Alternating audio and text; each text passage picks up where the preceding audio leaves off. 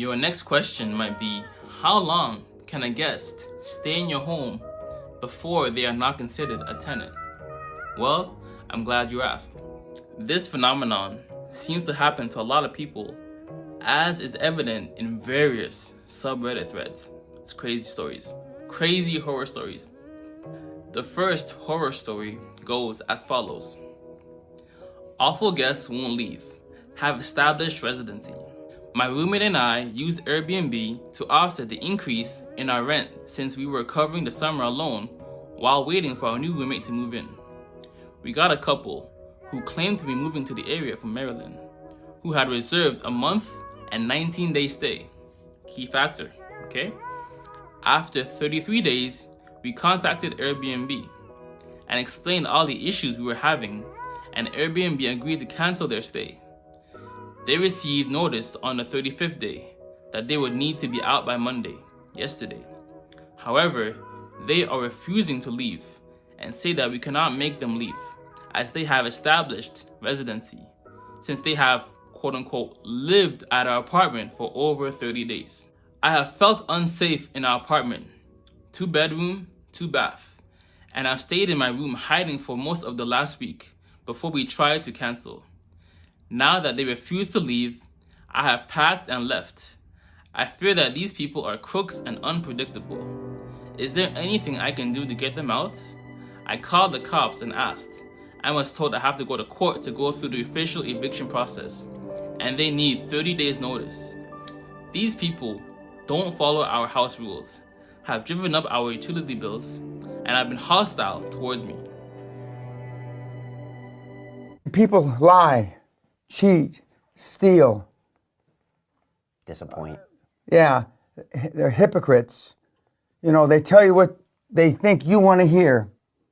Now, I don't fall into that category. As y'all can see, these things are not an anomaly and can happen to even the kindest of us all. And the next horror story goes as follows. My cousin did not renew his lease in January because he's being transferred out of the country in May. His plan was to put his big stuff in storage and live with his girlfriend until then so he could save money on a month-to-month lease. But they broke up 2 days before he was supposed to move in.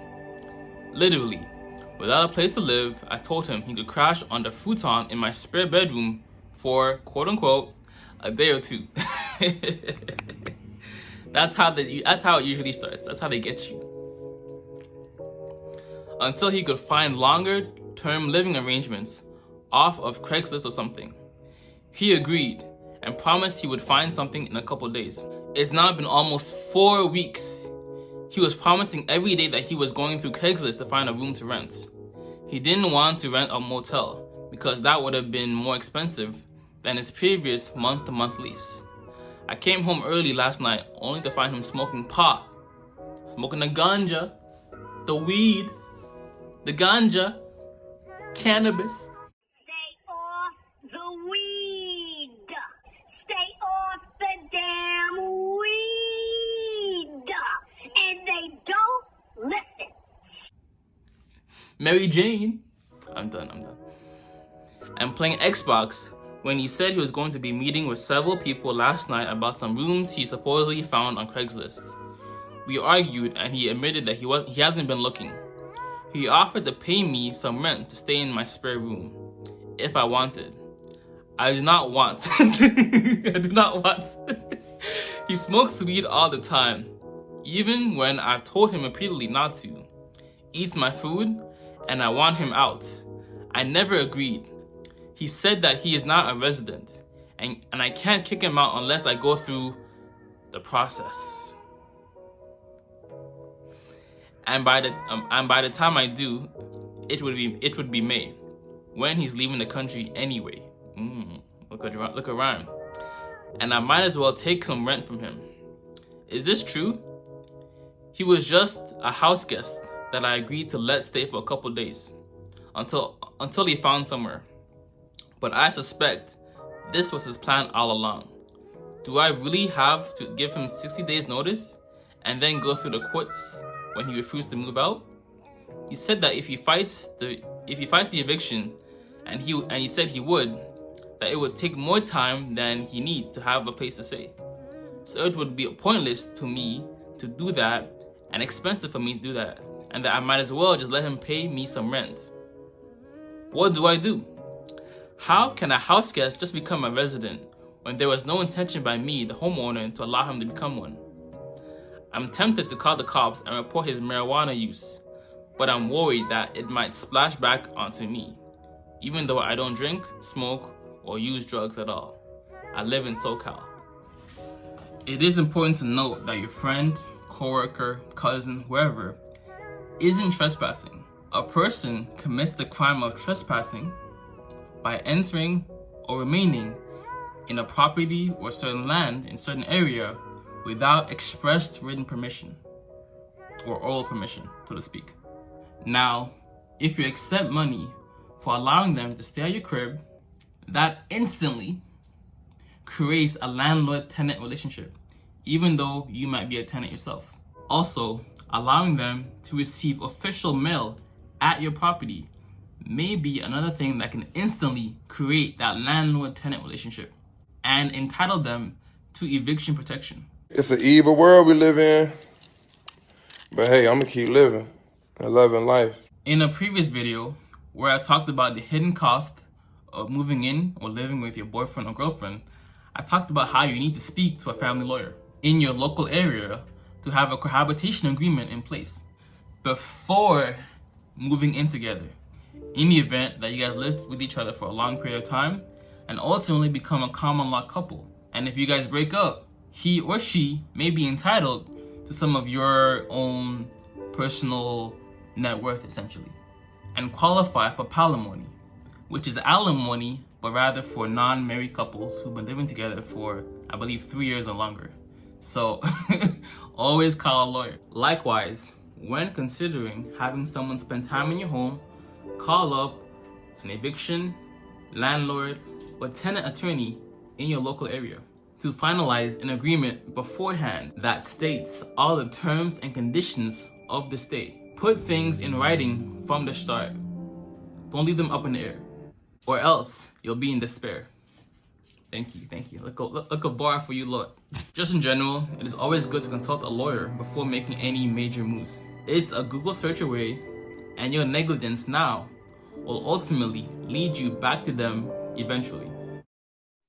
Nigga, you gotta be ashamed of yourself, nigga. Real talk, you gotta be ashamed of yourself. All as you is. Now, in New York, if you allow a guest to stay at your place for more than 30 days, at that juncture, if you want them to leave, you must file a 30-day eviction notice with a lawyer. See what I mentioned before? And possibly go through the eviction court process, which can take upwards of 3 to 6 months to finalize. Tough. Hey, bro, come on now, dawg. Come on, man. In California, an Airbnb host learned about the tenant and landlord laws the hard way when she approved a 44-day stay at her Airbnb property. The guest got tenants' rights after 30 days, as is the law in California, and refused to leave until she went through the dual process of eviction.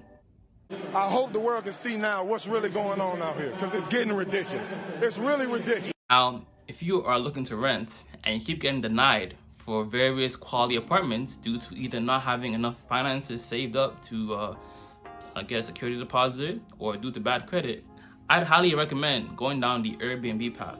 Living in Airbnbs for long-term stays is definitely beneficial as you seek to get your finances in order, improve your bad credit, and save up an emergency fund. You'll probably have to move every other month or so and interchange between 2 or 3 places, but it can help you still have a comfortable place in a good environment for the money you paid, without having credit history or security deposits affect your ability to live in that place. I made a whole video on it. Definitely check it out, because I went through the whole process, right? Living in Airbnbs, living at my friends' couches, and living in homeless shelters, just so that I wasn't bothering my friends too much, and so that I could save up to even get to the Airbnb in the first place. Now, in Ontario, Canada, Toronto and Ottawa to be specific, the tenant/landlord law dilemma is evident in this subreddit. The person says, and I quote, My parents are running an Airbnb out of their basement apartment, and a guest with good reviews requested a longer stay, 1 month minimum, but may want to book up to 3 months, as the guest is hoping to find a long-term rental in the area, move to the city for work. My parents are not interested in becoming landlords and asked me to look into how they are able to have the guest stay without falling into a legal issue of eviction if the guest decides not to leave. Also, if they break up the guest stay, have them stay for 3 weeks and take 1 week off, etc., then another 3 weeks on with the same guest, are they legally avoiding becoming landlords? What if the guest asks my parents to store some belongings during the 1 week they are asked to find another accommodation?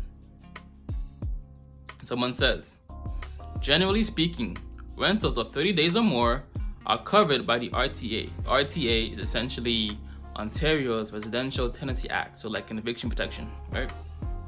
So that 1 month renter could be entitled to all the protections granted tenants in Ontario, including the fact they could stay as long as they want.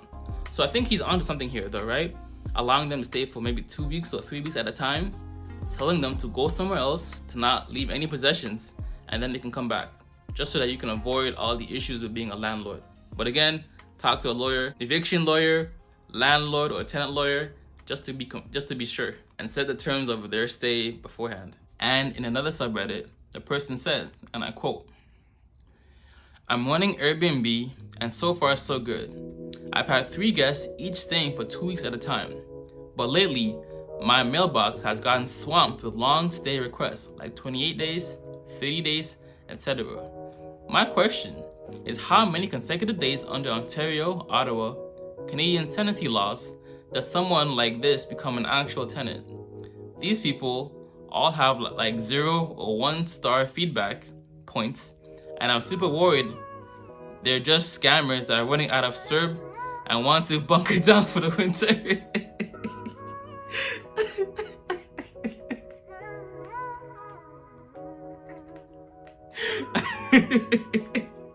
That's CERB, you know? Oh, real nice place you got here. Look at all that stuff. Is that a PlayStation? Yeah, it's a PlayStation 3. What did I do wrong? You accepted CERB illegally, and now you're gonna have to repay $2,000. Okay, my bad. The website was confusing. I didn't understand net and gross. That's